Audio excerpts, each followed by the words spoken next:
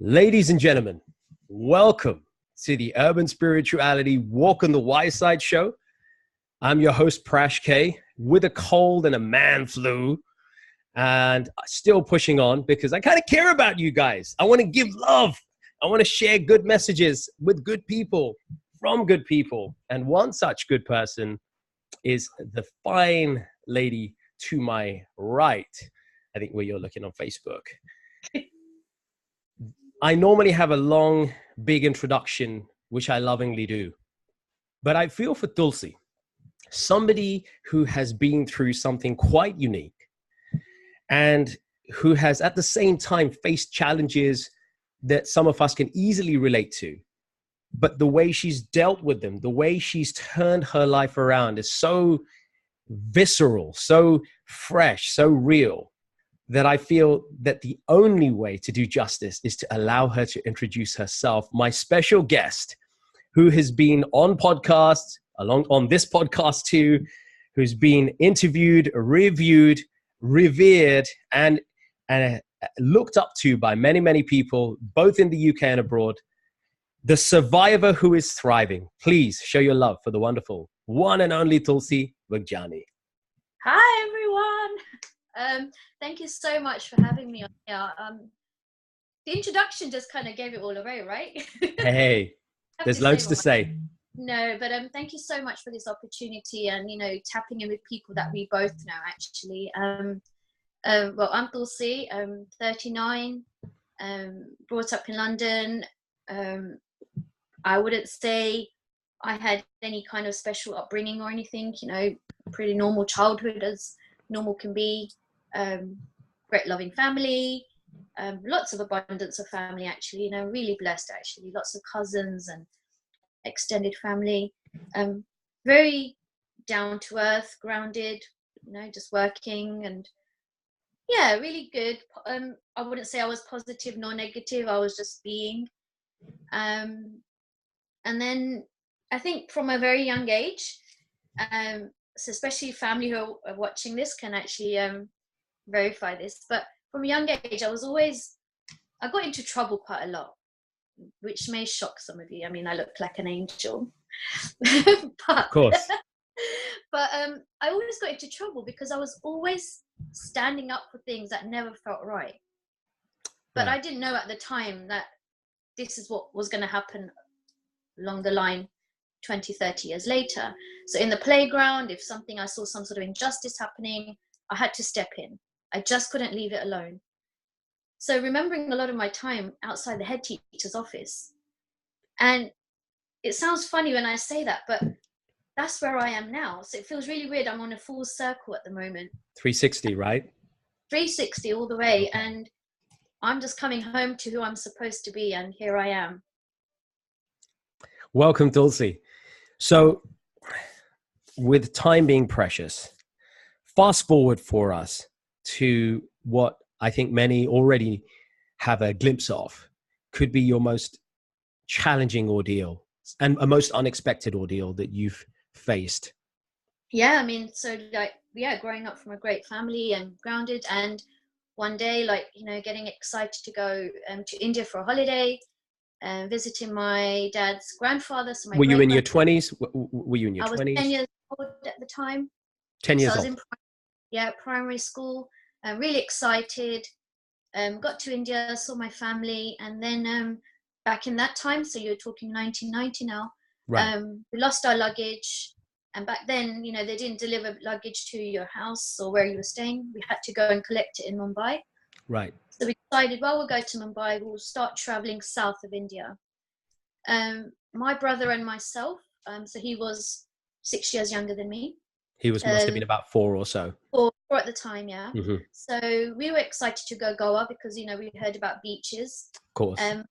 But my parents decided we're going to go Bangalore first, and then we'll go to Goa. And February 14th, 1990, you can't forget that date. It's got to be the most life-changing experience of my life when I lost my family and my brother in a plane crash. The plane crashed as it was landing into Bangalore airport. I have no recollection of anything post-accident. Wow. The only memory I really have is me fighting with my brother because I wanted to sit by the window. Sure. And because he was the youngest, he got his way as always. And, you know, the older person always has to be more understanding. Well, yeah, so because it's the first time I saw blue skies and green fields, and it's not something you see every day, especially Yeah. living in the UK, right? Blue skies is a rare thing. Completely. So yeah, we fought. And then the next kind of recollection I have is my grandmother. My grandmother was the one who I left behind in the UK, but her voice was so close to me, like not how we are, where we are in, you know, the other end of a phone call. But in the It was very ether, clear. like subtly. It was really clear, like she was right next to me. And I was thinking, well, why is she here? What is she saying? Why is she crying? And if anyone knew my grandma, you know, she was very strong. She wasn't one to give away her emotions. And she's telling me, you know, you've been in an accident, you look different, you've lost your family. I mean, none of this is making sense. I can hear lots of machines in the background, so I'm presuming that's all like the life support machines, and you know, and due to the emergency that's happened, I'm guessing it's all going on. It's not registering. I mean, what is she saying that I look different? How can I look different? In my heart and mind, I actually believe she was there like a surprise, you know, surprise that she's come to join us. That she astrally traveled. I think this is the term that we'd use in spiritual science, metaphysics. Her Yeah. astral body projected itself all those Yeah. thousands of miles to be with you. Well, no, she was actually at the hospital at this point. So her and my granddad actually flew out to They India. flew out. Yeah, so that's why it felt surreal that she was so near me. Incredible. And you can only imagine, you know, getting an emergency flight from the UK, then traveling to India. It must have taken at least 12, 13 hours from the point of accident. So I have no time concept of from the accident To what's going on my now. grandmother being there. Then the next voice I now hear is a young medic, and he's just said, look, I'm going to look after you. There's been an emergency. He sounded really young, like such early 20s, or if not, you know, much younger than that. And you can see he was frantic. I mean, this was actually one of his first point, you know, like one of his first posts after graduating. So to see this massive accident must just be so surreal. So he's trying to keep me calm. Then the next kind of recollection I really have now is traveling back to the UK with another family who were also on the aeroplane, who we never knew, we never met, we didn't know anything until that moment. Because that lovely gentleman is the one who pulled me out from the plane because he was looking for his family. They're from London. We flew back to the UK. Wow. I was then flown back. Then I was flown to a burns unit in Essex. Right. That's now where another chapter begins, because I now start hearing other family members speaking to me. My aunties, cousins, you know. I'm saying, hang on, what's going on now? Like, why is everyone joining me in India? Because it still hasn't hit me that I've been in India. Yeah. I'm in UK. I've got no concept of time or space, clearly. Or space, anything. All I know is there's voices that are very familiar, and close then by to you. Close by, and they're again saying the same thing. You know, with sort of holding back the tears and the emotions of their loss. You know, because it's their sister, their brother, their niece, their nephew, and literally, I'm just, what is going on? I literally did feel at that point they've come to surprise me in India and join us on this holiday. Right. But when they're saying you look different, your mum and dad are not here anymore, you're in hospital and you've got burns. What do burns even look like? I had no idea. And when someone says you look different, I mean, what's looking different? If you color your hair, that looks different. But they said you actually look really different. Right. 6 weeks post accident now, so I've had lots of skin grafts, in and out of surgery, you know, many times being resuscitated. So that's all gone in 6 weeks. I now have the opportunity to see myself because I now removed the bandages from my eyes.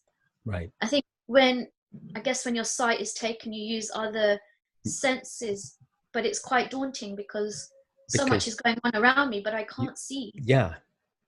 I could hear voices, and then they removed the bandages, and you know, the nurse said, "Are you sure you want to see yourself?" I said, "Yeah. What's the big deal? I mean, everyone says I look different, but how much different can I really look?"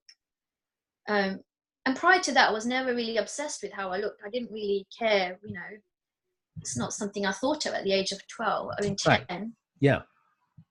So the nurse brings in this mirror, and they kind of prepare me like the consultants, make sure I'm okay. They hold this mirror, and I'm like, this person staring back at me is not me.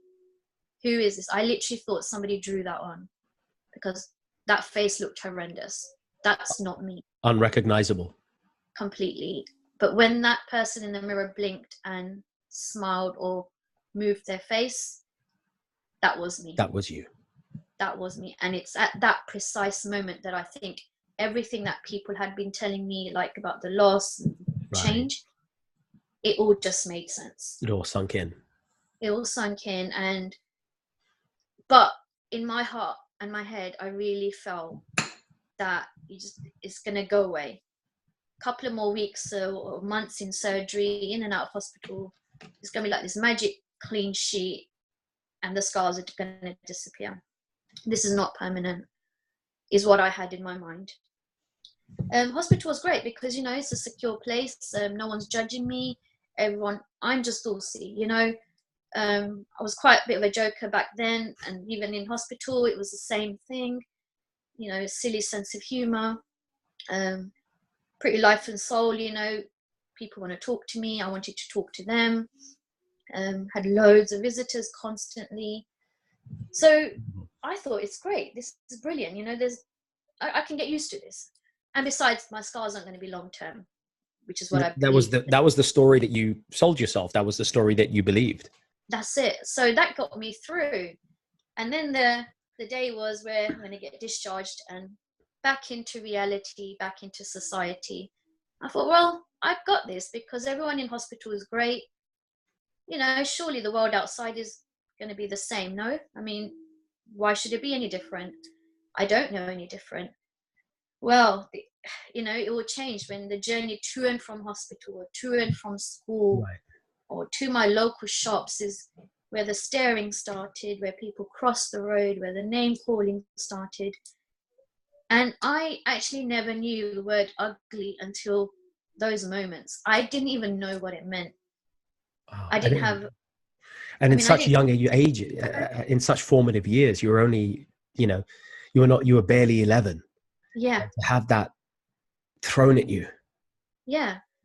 And because, again, like I didn't know what the word ugly meant, whether it was positive or negative. I didn't have an understanding of that. So it's only when I looked in the dictionary and I realized, like, if this is how people are seeing me, surely that's what I must be. So that is the title I mean, that was a word I carried around for a very long time. And you can imagine that if I'm attracting those type of words, there were other negative words that I was attracting at the time. And I led myself to believe that's who I was. You know, ugly, useless, worthless, those kind of words. And externally, if people saw me, they presumed I was very confident and I've dealt with things very well. Right. Because I smiled a lot. I don't know if that was my coping mechanism or if that was just who I was naturally. Like, I guess it was a bit of both. Maybe a bit of both. But you could never... I guess I was a great poker face because I never gave anything away. So how I was feeling inside was not what I was reflecting outside so much. And yeah, times passed, you know, been in and out of hospital, started secondary school. For me, school has got to be one of my most amazing memories because the friendships I've formed are still strong today. You know, and what's magical, no one... I know they've been prepared the day before I started school, that this is what she's going to look like, this is what she's going to have to wear. Just make friends with her. Don't ignore her. You know, And that was it. And literally, as soon as I started secondary school, I made the most amount of friends. Like I said, till today, they're still my friends. If any of my school friends watching, hi, thank you so much. But they made school so much more fun and bearable. They made the loss bearable, because suddenly I did belong. You know, I belonged to something. Belong to something, and people around you. Did you have a sense that although your immediate family were no longer, you know, physically with you anymore, that the people around you, whether that be at school or some of your extended family members, did they in a sense kind of make up for it by just being caring and not kind of judging you? Did that help? Did that play a part in it? Oh, big time. I mean, you know, they've all accepted me for who I was anyway. It was me who had to accept me. Amazing. That's such a powerful insight. And can I just interrupt you for a minute, because I think that is such a profound thing for people to get.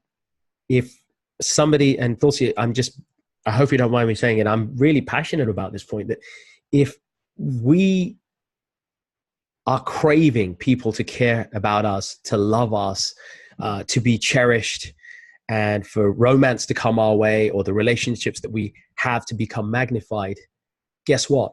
If we can't do that for ourselves, if we can't learn to accept ourselves, then that will never give us the fulfillment that we cherish. Never. It just can't. It won't. It just won't. Because, you know, like I said, you know, my family, bless them, they had a lot longer to cope with the way I looked, because obviously they couldn't see me. But, you know, they're fighting their own stuff. You know, their loss. They've got their own loss. They've got their emotion, the emotional attachment that they had with with your family. And, you know, if we're talking about, you know, almost 30 years ago, it wasn't open to share your emotions and loss and talk about grief. And, you know, I guess, I mean, especially coming from some, you know, cultural backgrounds where we all have different rituals about death and bereavement, it's not something we talk about. It's not something we express. So bearing in mind with that is what they were doing, and then being strong for me, and then attending to me every single day from February till June when I left hospital, every single day with young children. I mean, how did they do it? I don't even know. I couldn't even answer that. But gratitude going out to them, because to look back on that, it's phenomenal. You know, they've got their own stuff going on. And yet they were your rocks. They were rocks for you. Completely. And at the time, you don't know that, because end of the day, you just still want your mum and dad. You know, regardless of what amazing things are around you, it's still just not the same. However, you know, I'm so grateful because I had that. It could have been a lot worse. It could have been a lot worse where I woke up and completely lonely. And that wasn't the case. But, you know, I mean, fast forward that, you know, they accepted me. They never saw my scars. They saw me. But I didn't see me, because all I kept seeing was my scars. That's all I could see. I couldn't see the caring nature that I was. I couldn't see the intelligent person I was. I couldn't see any of that, because that's all I thought I was this scar, one big mass scar. And, you know, surgery, being in and out of surgery, it was part and parcel of it. But then, you know, I did well. Like, I just got on with school. I got on with hospital. Right. And I had an opportunity to go to a burns camp when I left school in 1995, because now sort of the team at the hospital, one particular nurse, Pat, she was very passionate about rehabilitation for children, because once you left hospital, that was it. You know, you were sort of thrown into society. There was nothing there as a support system. So she wanted to set up this burns camp for young children. We went to America, and, you know, this is the first time I had a huge wake-up call, because I saw young children like 12, 13, or if not younger. We were doing, one of the activities was rock climbing. Right. And, you know, you abseil, so you have all the equipment on. I was more stressed about how the equipment looked. Right. Than actually doing this. The fear of how stupid that looked. Yet there was this one boy, one of his lower limbs were missing. Like, you know, he'd been amputated in an accident. He just climbed that rock, and he came down with such confidence and ease. And I thought, he's got, Nice. I've got everything. I've got my hands, my fingers, I've got everything. What have I got to be complaining about? Really? Love that. And here he was, just living life to whatever he had, right? He made the most of it. And he just smiled his way, he laughed his way through it. And I still couldn't do it. So I managed to climb the rock. Right. But I couldn't come down. The fear just got me. The fear just... Yeah, completely got me. But then the other activities that we did after, I participated in. It's not something I would have done before. And that kind of thing now is where it started from. That seed started then when I started to take on a lot more activities than what I thought I couldn't do because of the fear. And I kept saying, well, you've survived a plane crash. What is this? Like, in comparison, it's nothing. And that got me through to some tough days. You know, I got through college pretty well. I mean, fast forwarding all of that, 2006 was another life-changing moment. You think just when you've had one big life-changing moment, there's wham bam, got thrown another one. Right. And so now I'm at university, I'm studying for applied health sciences, loving university, because first time again, I found something I'm really passionate about.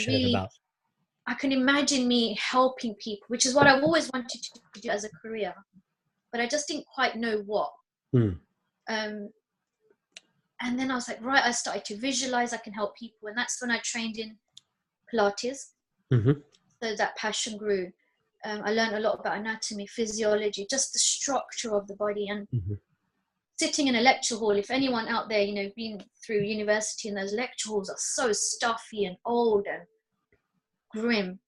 Well, I felt really sick and dizzy. And I thought, this is very unusual. I've never felt this before.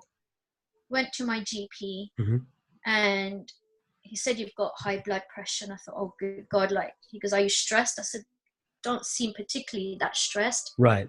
And he goes, well, because I don't know what it could be, but it goes, let's just get the blood test going and we'll find out. Nothing to worry about.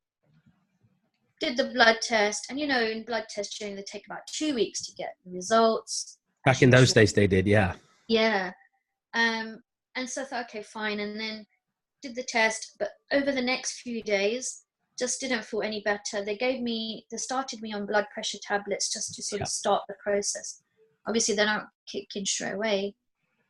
Well, that was on the Thursday I did my blood test. Monday, still feeling rough, went back to the GP. As soon as I got to the GP, my blood results arrived. That's 4 days, including a weekend. So I thought, this is serious now, because that doesn't come back that fast. And the GP goes, okay, look, your creatinine levels are quite high. I said, I have no idea what that even means. So he goes, well, it could be you've got a kidney infection, or it might be a long-term issue with your kidneys. I was like, kidneys? I mean, how? Wow. What? Why? How? Like, I've never had any issues.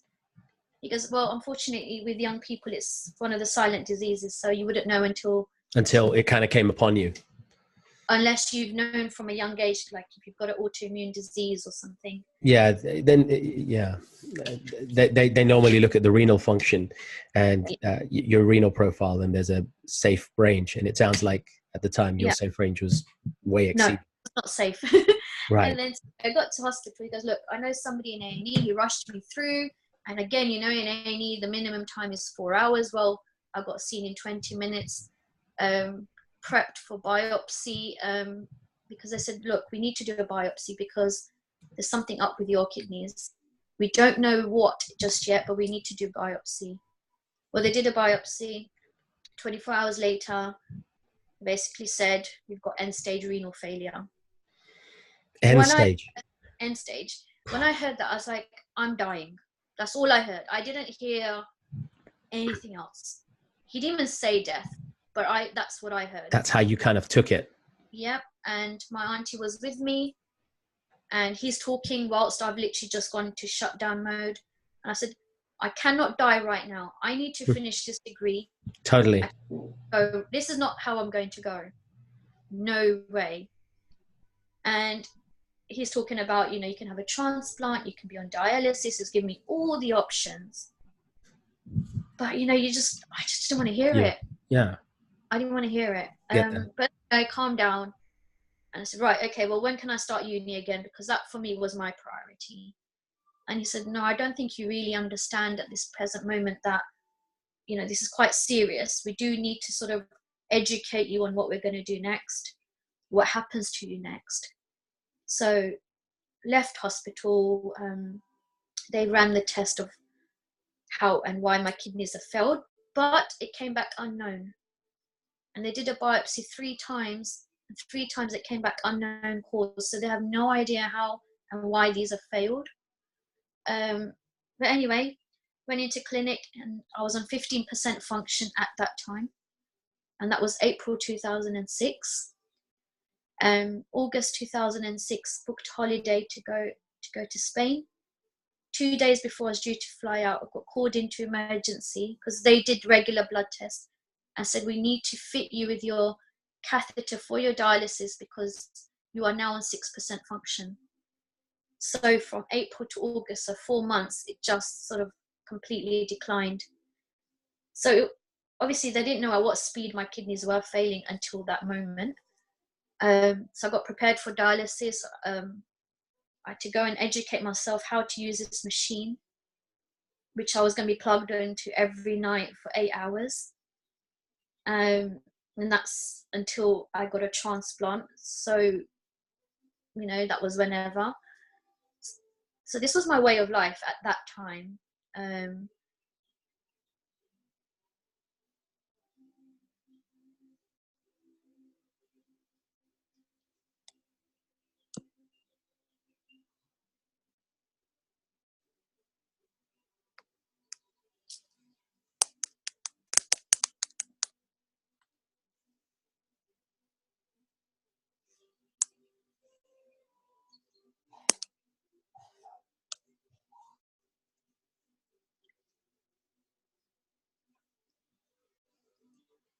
I can't hear you. I'm sorry.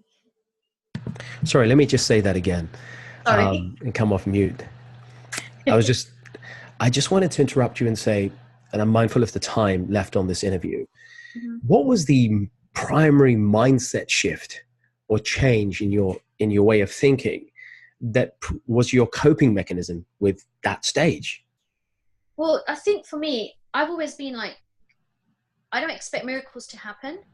So I lived life as if this is my lot at the time. So I just got on with dialysis. I never saw it as a burden, and I never saw it as anything. You didn't feel a sense of grudgery or like, why me again? Or, No. I hate God, or I hate this. You didn't see No, I yourself. hated God Sounds for a like you long didn't. time anyway. More so because in my eyes, he took my beauty away at the time. Not even the loss. For me, it was the beauty. Right. But even during that time of dialysis, I just got on with it because I thought, who knows when the transplant's going to happen? It's just like a piece of string. How long is it really? So I got on with life, and that was just always me. And then when I got my transplant, which was now 3 years later, just graduated, got a phone call for my transplant, and I basically was in the middle of renovating my house. That's how much I was living my life. It was just getting on. You were just getting on. Completely getting on and renovating, got the phone call.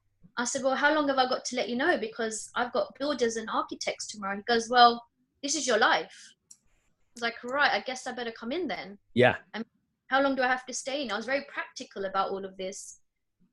And I was, even throughout the whole transplant, it was very practical. I love that. I get that sense about you.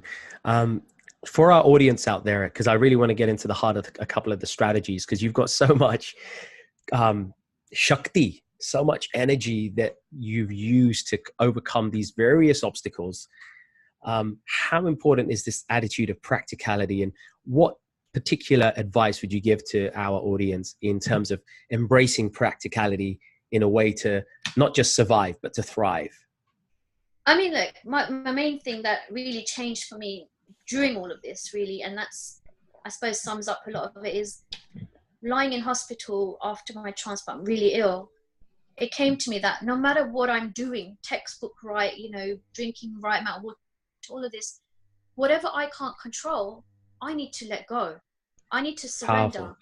And that's, to me, is when God came to me at that moment, Really where I powerful. thought, who do I let my burdens onto? Like, who do I give them to?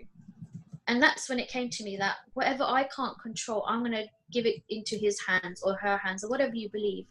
And from that moment, a lot of things started to just fall in place. So then I felt like I don't have to hold on to everything. I don't have to be in control of everything. What I can control, i.e. how much I drink or eat, that I can do. Or what Nice. happens on a cellular level, I can't control that at this present moment. So that got me through. But in terms of practicality, I guess I've always been very, very, you know, military with certain things. I think very A to B, B to C. You know, there's no sort of, let's not miss anything out. I'm very organized, and in my head, I'm very compartmentized, you know, very structure. And that keeps me going. But that did keep me going, because sometimes it did feel me, myself, and I. So if I have to look after myself, I've got to make sure I'm covered in every aspect, mind, body, soul, emotion. So you can imagine lots going on in this head, you know. Yeah. But then as time has gone on and here we are today, you know, that's that essence that I've used where I can't, where I've surrendered. I don't carry all that stuff anymore. And due to that, my health has improved. I feel amazing. I'm breathing life. I mean, life is just so beautiful. Like, amazing. It saddens me if somebody says it's not a nice life, or it's hard, or it's hectic. Of course it's hard. No one's exempt from pain and suffering. No one. But it's what we do with it is what's essential here. You know, you can be a victim or you can be a survivor. In my eyes, that's pretty much how it is. And love that. Because we all have suffering in our own ways, but it's how we treat it, right? Yeah. Like I said, you know, we're not exempt from it. You know, whatever we want to call pain, and pain is such a personal journey. But what we can't do is take it away from anyone, because that would stop us taking away an experience for that person. And I would never do that, you know? Yeah, I hear you. I hear you, I guess. And I know this is a hard question, but let me ask you directly. Do you feel that the tragedies and the challenges that you've had to experience in these short, you know, less than 40 years of your life have played a positive role to shape you in the person that you are today? Completely. I mean, if somebody asked me, I mean, what would you change? Nothing. Wow. I'll do all of it again. Wow. All of it. Yeah, all of it. That is profound, Tulsi. Complete, from the loss So profound. to when I broke my ankle, which was really debilitating, to my kidneys, just the whole package. Because each of them have brought so many different learnings and concepts to where I am today. You know.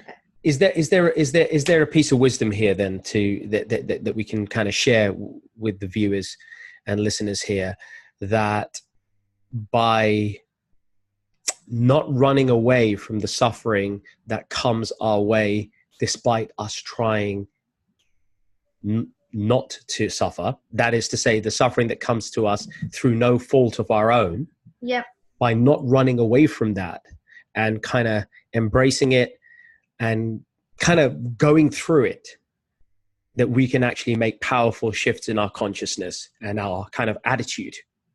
Most definitely. You got to ride that wave, you know, and got to ride that wave.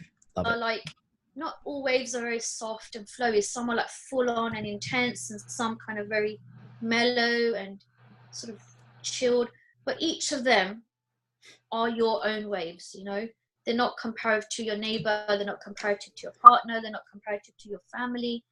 It's just your own. I think that's another point you've just hit on there as well. I mean, we could go on for ages, and I'm mindful of us getting towards the close of this short interview. But this touches on another point, the comparison disease of our problems versus other people's problems. We always somehow seem to think that some other person's problems are less than ours, or that our problems are somehow magically, you know, magnificently greater. I think you exemplified that with the example of that boy. You said that young lad climbed over Mhm. And, you know, you thought, well, hang on, if he can climb over, why can't I? Yeah. And I think there is a tendency for human beings, and unfortunately, this internet culture, this online culture makes it all the more evident that other people seem to be doing okay. We don't actually see what's going on behind the scenes.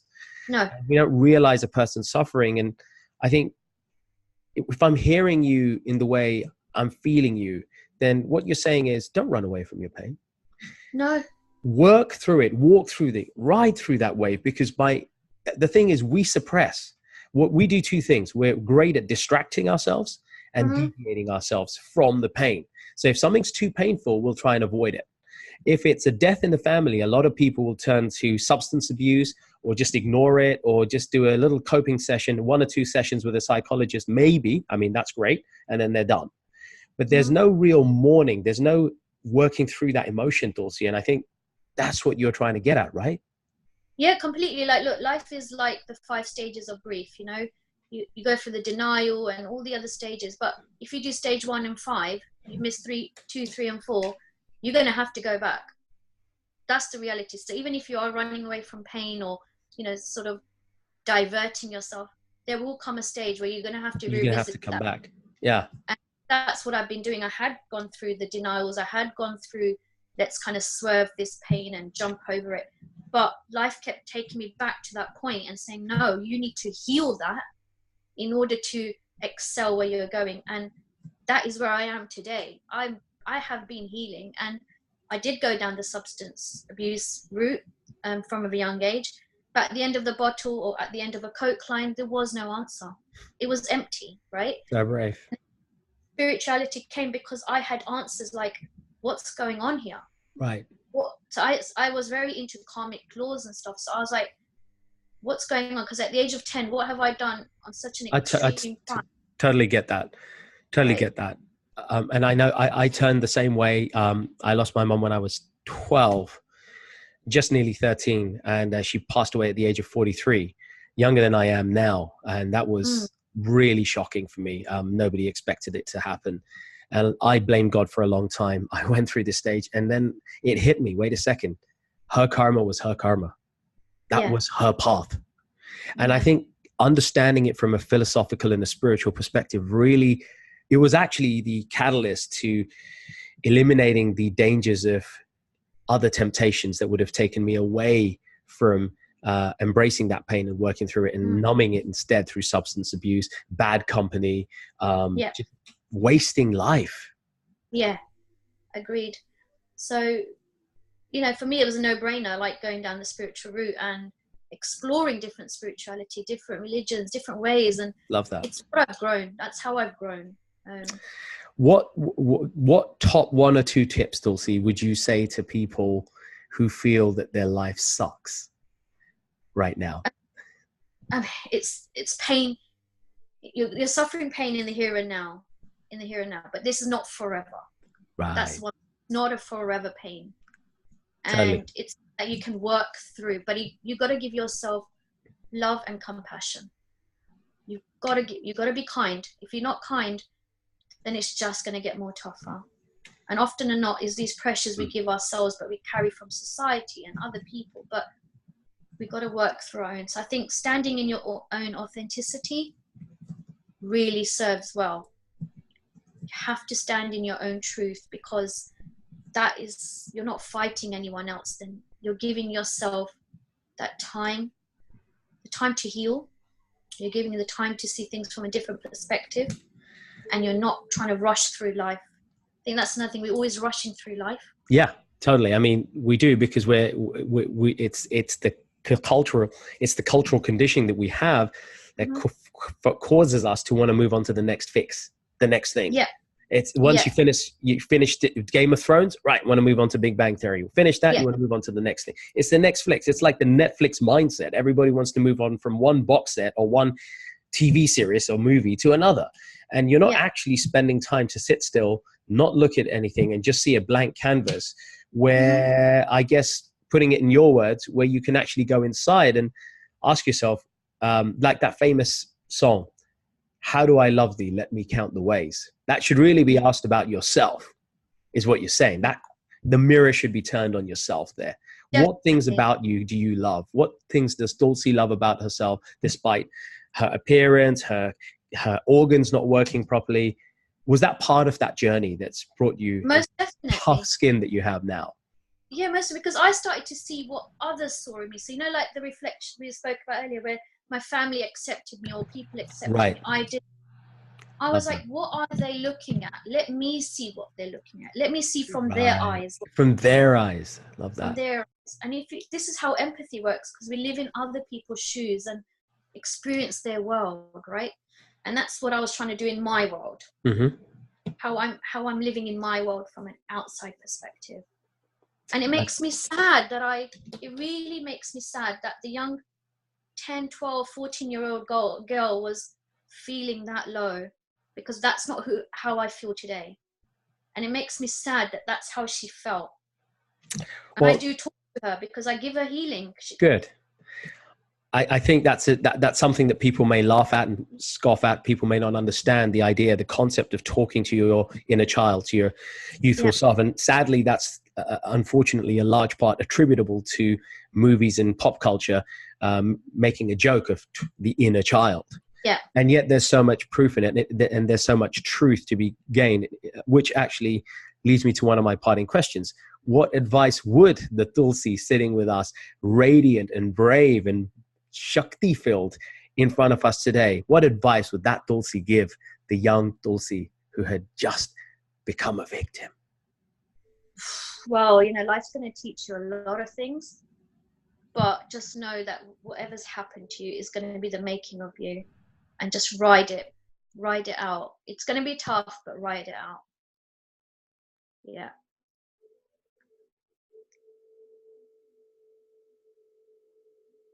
You've gone mute. Use some of your time in life to appreciate yourself and go inside to look for things that you can love about yourself. Give yourself compassion, be kind to yourself. You've talked about the need to surrender and let go of the things that you can't, like the Lord's Prayer. Lord, grant me the strength to embrace the things that I can change and surrender the things that I can't. Learning to surrender. Is there an element of trust here, Tulsi? Does trust play a part in this? Completely. If you trust the universe, you trust God, that fundamentally means you've got to trust yourself. Right. And you know yourself. Only you truly know yourself. You know what you're capable of or not. And, you know, for me, I guess another thing is, if you're authentic, if every single one of us are authentic, there's a place in this world for all of us. Every single one of us matter. You know, we're all part of this bigger picture. So I and you are not the same people. We are the same in terms of universal connection, but our experiences and what we bring to the world is what makes us unique and special. Love that. And we should celebrate that and not be divided by that. I love that, because who is it? Oscar Wilde or Ralph Marx, who said, be yourself. Be yourself, because everyone else is taken. Is taken, exactly. So, yeah, and this journey is mine and mine alone, you know, and I own every single bit of it, and I love that. You just touched on another theme, and we're running out of time, but I just want to touch on it. You talked about ownership there. You said that big O word, not the O word some of you guys are thinking about on this call right now, on this interview. It's another O word. That O word is another whole thing. But the real O word is ownership. Give me a quick view on this, the importance of ownership and owning what you have, given all that you've been through. I mean, look, we live in a world where we want to give other, you know, we never want to take responsibilities for our actions, our thoughts, our behavior. But the thing is, own them. They're yours.